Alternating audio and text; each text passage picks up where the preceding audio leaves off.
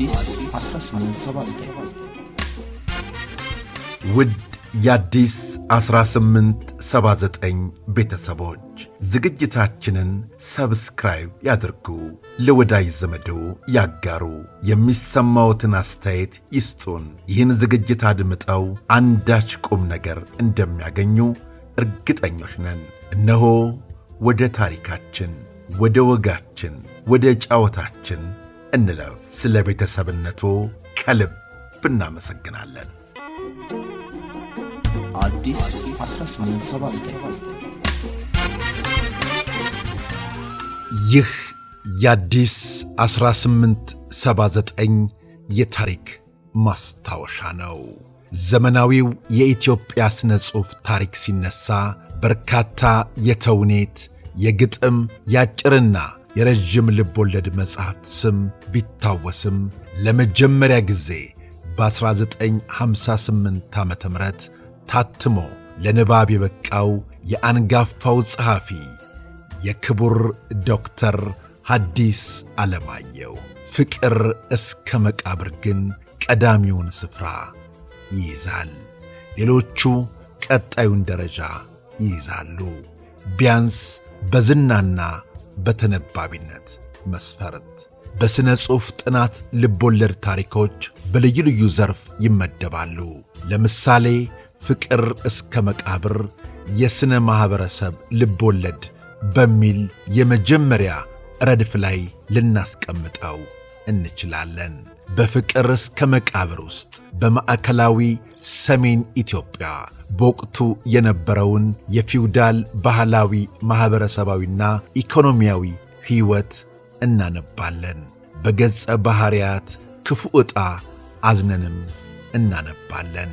የሰላ ግጭት፣ ውሉን የማይስት ትልም፣ ጠንካራ ጭብጥ፣ በቃላት ሳይሆን በምጥ የተወለዱ የሚመስሉ ገጸ ባሕርያት ያለምንም ማጋነን ሐዲስ ዓለማየሁ በበዛብህና በሰብለ መቃብር ላይ የአማርኛ ስነ ጽሑፍ እልፍኝ ያነጹ መሐንዲስ ናቸው።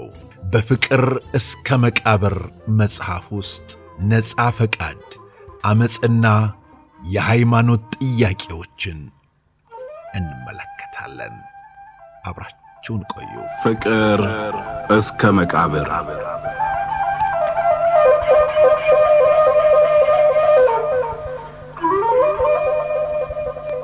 ደራሲ ሐዲስ ዓለማየሁ፣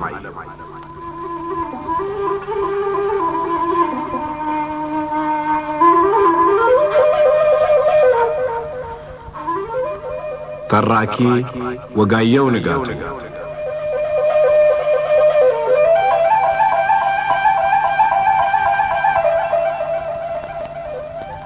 ፍቅር እስከ መቃብር። የበዛብህና የሰብለ የነፍስ አንድነት ከሞላ ጎደል ተመሳሳይ ከሆነው የነፃ ፈቃድ እስረኝነታቸው ይጀምራል። በዛብህ የእናቱ አለማወቅና ፍርሃት ሰውነቱን ሲነጥቀው፣ ሰብለ ደግሞ የወላጆቿ ከንቱ የክብር እምነትና ትምክህት ሰለባ ነበረች። አባቷ ፊታውራሪ መሸሻና እናቷ ወይዘሮ ጥሩ ዓይነት የልጃቸውን ለጋብቻ መጠየቅ አስመልክተው ሲነጋገሩ በቁጭት ይበግናሉ። ግራዝማች ገሌ ልጅህን ስጠኝ አለኝ እኮ ጥሩ። የማን ልጅ ነው ጌታዬ? አባቱ ሰው አይደለም ገበሬ ነው። ይህን ሳልሰማ በሞትኩ። ፊታውራሪ ገሌ ልጅን ለልጁ ለመነኝ። የማን ልጅ ነው? አባቱ መጫኛ ነካሽ ነጋዴ ነበር። ምን ነው ከምታሰድበን ባልተወለደች። ሰብለ የወላጆቿን ከንቱ እምነት ብትረዳም የበዛብህን ያህል ነፃነት የሌላት በመሆኗ የሚፈጸምባትን ሁሉ ምንም እንኳ በጸጋ ባትቀበለው ልትከለከል የማትችል ነበረች። ሰብለ ወንጌል የመንደሩ አሽሟጣጮች ስለ እሷ ሕይወት የሚያወሩትን ቤተ ክርስቲያን ትሰማቸዋለች። እንዴትማ ይውልሽ ከአሽከሮች እንኳ ከሴቶች በቀር ወንዶች እሷ በምትኖርበት ቤት አቅራቢያ የታዩ እንደሆነ እነሱም እሷም ወዮላቸው አሁን እንደምታያት እንዲሁ ቤተ ክርስቲያንና ዘመዶቿ ቤት ካልሆነ ወደ ሌላ ወጣ የሰው ፊት ለማየት አይፈቀድላትም። ለዚያውም ቢሆን እንደ እስረኛ ዘወትር በዘበኛ ተከባ ነው። ከቤቷ ወጣ አጥር ውስጥ እንኳን ስትዘዋወር አባቷ ወይም እናቷ ያዩዋት እንደሆነ ማን ጠራሽ፣ ማንን ትጠብቂያለሽ እያሉ በሰው ፊት ሳይቀር ያዋርዷታል። እንደ ፊት አውራሪ መሸሻ እምነት የጨዋ ልጅ ለክብሩ ይኖራል፣ ለክብሩ ይሞታል። የጨዋ ልጅ ሕይወቱና ክብሩ አንድ ናቸው። የጨዋ ልጅ ክብሩ ከጠፋ ሕይወት አለ ሊልና ሊኖር አይችልም። በዚህ አስተሳሰብ አንዲት ልጃቸውን ተጭነዋት ሲኖሩ ሰብለ በሀብትሽ መስታወትነትና በጉዱ ካሳ ጥረት አስተያየቷ፣ መልካም አእምሮዋ በጥሩ ሁናቴ የታነጸ ነበር። የአባቷን በባላገሮች መታሰር በተመለከተ ከእናቷ ጋር ስታወራ ይህንኑ ነበር ያሳወቃቸው። እንዲህ ታራሪ ፍላቴ መልኳ ያማረ የደረሰች ልጅ ነበረቻቸው። እንደ ጌቶች ያችን ልጅ እልፍኝ ዘግተው ማንን አየሽ ማንን አነጋገርሽ እያሉ ሲያስጨንቋትና ሲያስለቅሷት በመጨረሻ ከአገልጋያቸው አርግዛ ስለተገኘች እሱን ገርፈው አስረው እሷን በስውር ሜጫ ዘመዶች አሏቸው ወደዚያ ሰደዷት።